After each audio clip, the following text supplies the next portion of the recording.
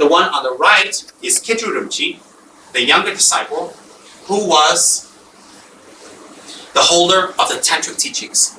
And when you use Tantric energy, you may use afflicted emotions like anger and hatred to tame others. Although you don't have it, you use it to tame others, such as anger.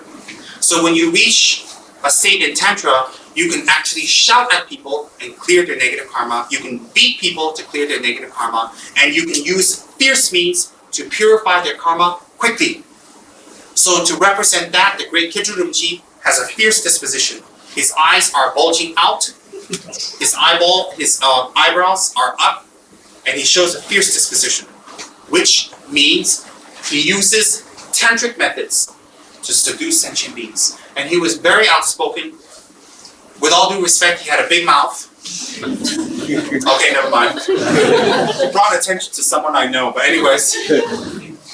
He had a big mouth, he was out. Yeah, let me just tell you straight. No offense intended, don't give me any bad dreams tonight. Alright, so he was straightforward, he was outspoken, he had a big mouth, and if he saw something he didn't like, he said it. But remember something. Oh, I'm going to be like Kitru Rinpoche, I'm going to do that. But he had bodhicitta, we don't. So there's a difference here. That's why he shows a fierce disposition. He was known for beating his students. He was known for shouting. And if you didn't learn the Dharma well, he would scold you for hours and hours. So he was immortalized with fierce energy. But guess what? He became a Buddha in the end. His motive was enlightenment. So actually, Kitru Rinpoche was an embodiment of the great Vajrapani. He was an emanation on earth of Vajrapani, the Buddha of Kasa. The Buddha of power and destruction of obstacles. On the left is Getsab Rinpoche in his gentle old form. He was an emanation of Kuan Yin.